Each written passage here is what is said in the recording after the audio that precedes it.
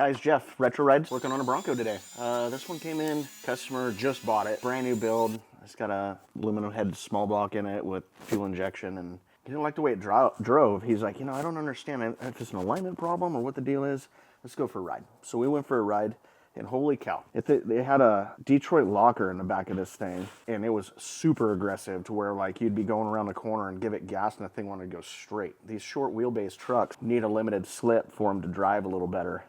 Those aggressive lockers are great for when you're off-road all the time, but having a little less aggressive locker in one of these short wheelbase Broncos is definitely more pleasurable to drive. So, I mean, literally it's a brand new build. Like, he just took delivery of it. Nice. It's one of the new aftermarket bodies. I've seen a couple of these in here now, and they're nice, super nice. Like, no, fender flares on them. They're just all metal, which is cool. Back in the earlier days, people would cut the rear fender wells out and then use like the Bushwhacker extended fenders to make the rear radiuses bigger. But now they're making the bodies with the larger radius rear fenders, so it's kind of cool. But yeah, cool truck. I just got done setting up the rear end, and now I'm getting all the residue off the mounting point here. So they used all silicone on it. We're going to use a lube locker gasket. We like to use those here. They've got a silicone integration to the gasket material. They seal really good. You don't have to put anything on them. A lot better than silicone. Silicone's a pain in the butt to get off. Hard to get the third member separated from it if they've got a good adhesions. Outside of that, pretty cool truck though. Nice build. So this is the new carrier. Put a Yukon posi in it. Got it all set up. And yeah, so there she is.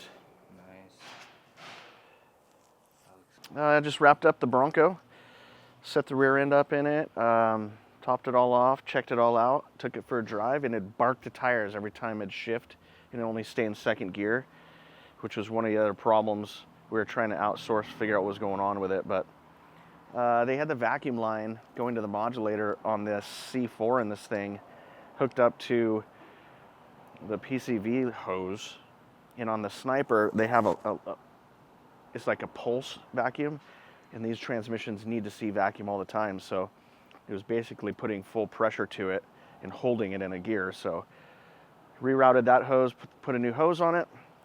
Let's go for a ride. Yep, like that. You don't realize how important two hands are until you need them. Yeah, it's no joke. Remember that? Have you seen that movie RV? With Robin Williams? He's like, and then his family's just sitting there watching him. What in the world?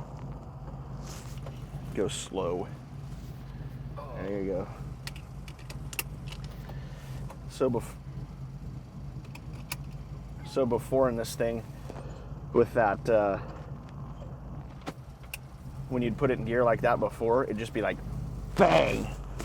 And then when you'd turn like this, the tire, under light throttle, the tire would go, because the locker was locked up in it.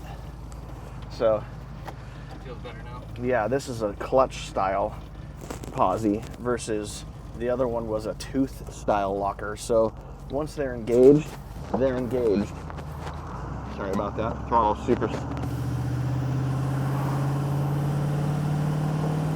It's way better though. Like before, when it'd shift, it'd just be like, you'd let out and it'd just be like, bang.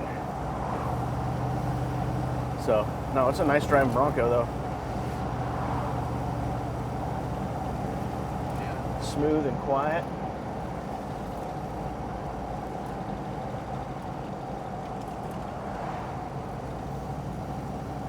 He should be stoked. I wonder what he paid for this. This is nice. It is nice. I bet it was somewhere in the twos.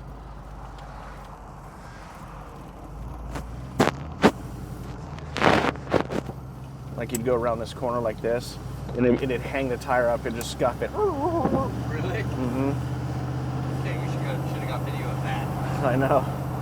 Or like you'd go around this corner and give it gas like this, and it'd try and go that way.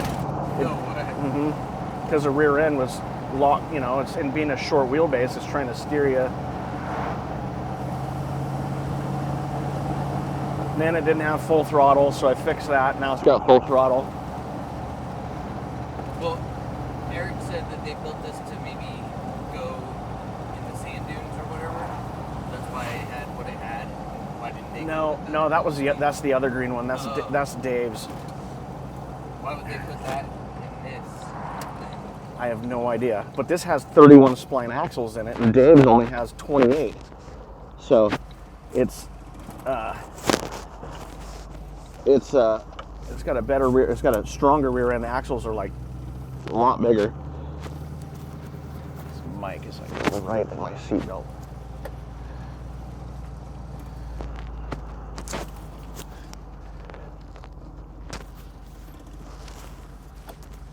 Oh yeah, these seatbelts would be going first time if I owned this thing.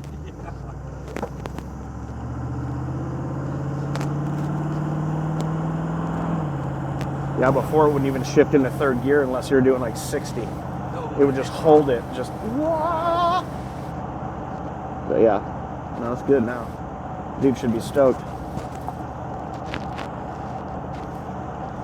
Wild how high you sit in these. Well, your seat's like laid way back, but The thing about these is I always felt so unsafe in them. yeah, well, and it's nice. It's got a cage in it. It's kind of an unnerving, unsettling feeling when you have something like this and it has no cage, just a windshield. You go drive it, you're like, I feel so exposed.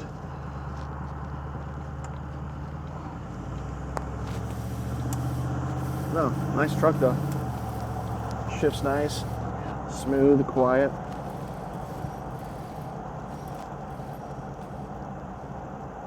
Totally different animal.